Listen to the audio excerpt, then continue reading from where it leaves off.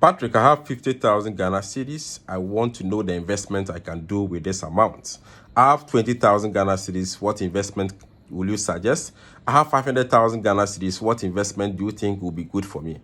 These are some of the questions that I get on a daily basis via inbox. And today I want to give an answer to any of these questions that you ask me and what approach you should take, so that with this approach, you don't even need to come to my inbox every time to ask questions. So that's the question that I always get, and this is the answer I give. Before you ask for the kind of investment you want to do, or someone to suggest the kind of investment you should do, there are three things that you need to put into perspective, and I want to share the three things with you. Number one is that, what is the goal of your investment? What do you want to achieve with this particular investment? So for some, you are building up funds to go and further your education. Some of us, we are building up funds for our child's education. We want to go back to school, we want to go and do a master's, or we want to go and use the money to buy something in 3 months or 6 months time. Or for some of us, we are building towards our retirement. So that amount is our retirement package. You need to clearly define what the purpose of that investment is. And as you settle on that purpose, the options will become narrow, because when you talk of investment, there are multiple investments across various levels, whether in Ghana or outside.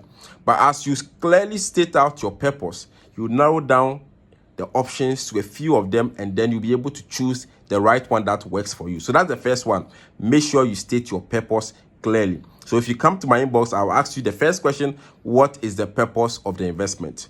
2, which is also equally important, is that how long do you want to do this investment? How long you want to do the investment is slightly tied to the first one. So if it's retirement, then you are, let's say, 40 years, it means that in your mind, you want to build up for about 10 years, 15 years, 20 years till you get on retirement.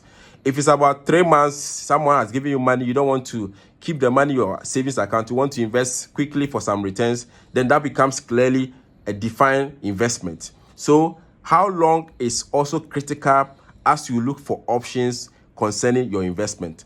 And the third one, which is also equally important, is how much risk do you want to take? How much risk do you want to take? Do you want to take high risks? Do you want to take low risks? Do you want to take moderate risks? For some of us, we may have enough investment, multiple investment, but you want to keep some small, maybe 5%, 2% in some risky investments. So in that case, you want to go for forex trading, you want to go into some cryptocurrencies. That becomes the angle that you go with that particular investment, because of the risks that you want to associate with that investment. So guys, anytime you want to discuss investment, or you are thinking of what investment you want to do, the first thing is that make sure you state your purpose. What is the purpose of this investment? You may have multiple investments for different reasons. So in that case, you know that one investment is for a retirement, another is for building a house, one is for renovation, one is for going to school. So the purpose is important. 2 is how long do you want to do this investment? Is there a short-term investment? In finance, short-term investment is anything under 1 year. So 1 year and below is short-term investment in finance. Or is it a moderate or medium term? So medium term is usually between 2 years and 5 years. So if you want to do 2 to 5 years, then that becomes a medium-term investment. And if you want to do above 5 years, that becomes a long-term investment. So the duration, again, will tell you whether you have to go for stocks, whether you have to go for treasury bill, whether you have to go for bonds, whether you have to go for mutual fund, and all of that. And then the last one, which I just said a while ago, is the risks. How much risk am I willing to take?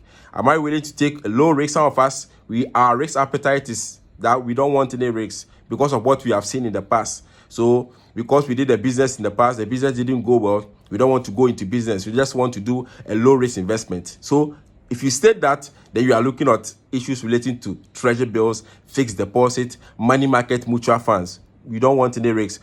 And then you go for those who want to say that I want to take high risk because I'm young.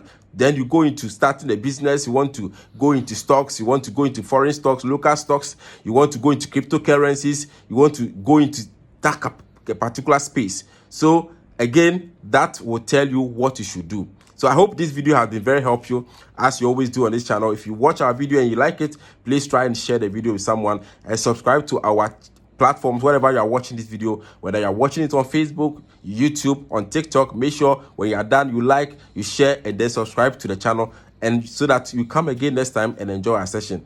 If you're on YouTube, once you watch the video, turn on your post notification so that whenever I upload a new video, you get the notification for you to watch the next lesson. I hope you have enjoyed the session again. This is Patrick TV GH, Ghana's #1 financial YouTube channel, and also Ghana's #1 financial planner.